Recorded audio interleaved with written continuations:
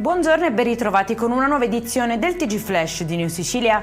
In apertura caporalato digitale nel food delivery a Messina, decine di rider pagati anche meno di 3 euro a consegna. L'indagine dei carabinieri ha portato all'iscrizione nel registro degli indagati dell'amministratore e di 3 collaboratori di una società del settore. Accertate gravi violazioni su sicurezza e contributi con sanzioni per oltre 66.000 euro. Denunciato un 68enne che si aggirava nei corridoi del pronto soccorso dell'ospedale Villa Sofia a Palermo, fingendosi un addetto alla portineria, accogliendo e indirizzando i pazienti come se fosse un dipendente. Con sé aveva un tesserino falso e un badge elettronico che gli permetteva di muoversi indisturbato tra i reparti.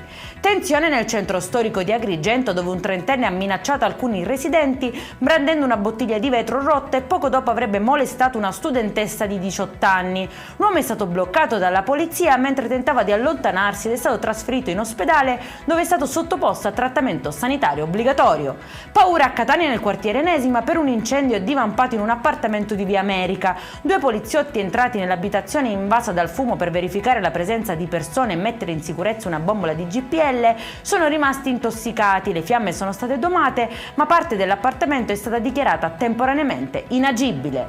È in chiusura 20 comuni siciliani premiati a Roma con il riconoscimento Comune Plastic Free per l'impegno nella lotta all'inquinamento da plastica. Tra questi spicca Campo Rotondo Etneo nel Catanese, che ha ottenuto il massimo riconoscimento delle 3 tartarughe. Per questa edizione è tutto, prossimo appuntamento alle 19:30, buona giornata.